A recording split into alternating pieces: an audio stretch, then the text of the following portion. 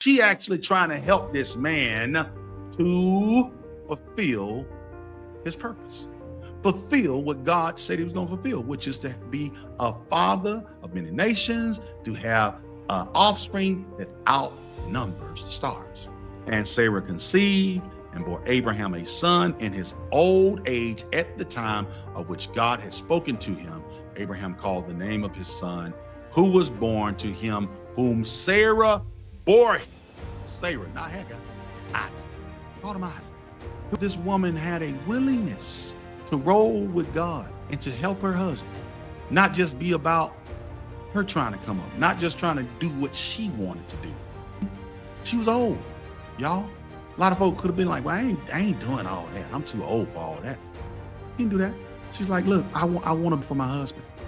I want to help my husband. How many of y'all want to help your husband even when you're tired, even when you old, even when you don't want to, but then you call on the Holy Ghost and you say, Lord, help me to want to.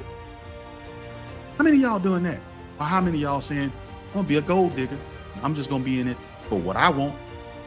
And if I can't get what I want to get, then find me another. On to the next one. This is for sure what she actually did. This expounds on it a little bit further to tell you exactly what Sarah did in this situation. 1 Peter 3-7. Not let your adorning be external, the braiding of hair and the putting on of gold jewelry, or the clothing you wear. Don't what you all about. Okay. But verse 4, let your adorning be the hidden person of the heart with the imperishable beauty of a gentle and quiet spirit, which in God's sight is very precious. Folks, you as men, a woman that has a gentle and quiet spirit. You don't want a loud mouth. You don't want a big mouth. You don't want a nagger. And as a woman, you shouldn't be wanting a big mouth and a nagger and stuff like that. You should want to have a gentle and quiet spirit. Look, when that angel of the Lord rebuked Sarah, she shut the heck up. She shut up. She didn't keep talking. There are some folks, there are some women. Look, man, there are some women today. They could be scared as all get out. They won't stop talking. They still talking stuff. I'm gonna have a baby and everything. You know, you talking about gonna have a baby. I just don't even see that's gonna happen. I'm gonna have a baby and I'm 110 years old. You know, y'all be tripping. See? You know that. You're gonna mess up your blessing.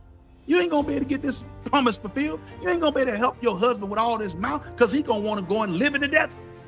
Like Proverbs said, the nagging woman make you want to cross a woman, make you want to live in the desert. But Sarah was not that. Sarah was not that. And I'm gonna show you that she wasn't. Watch this. Watch what it says about Sarah right here. Verse 5. For this is how the holy women who hoped in God used to adorn themselves by submitting to their own husbands. She submitted to this man. She could have tried to talk this man out of believing God. She could have done like Job's wife. That is a perfect example.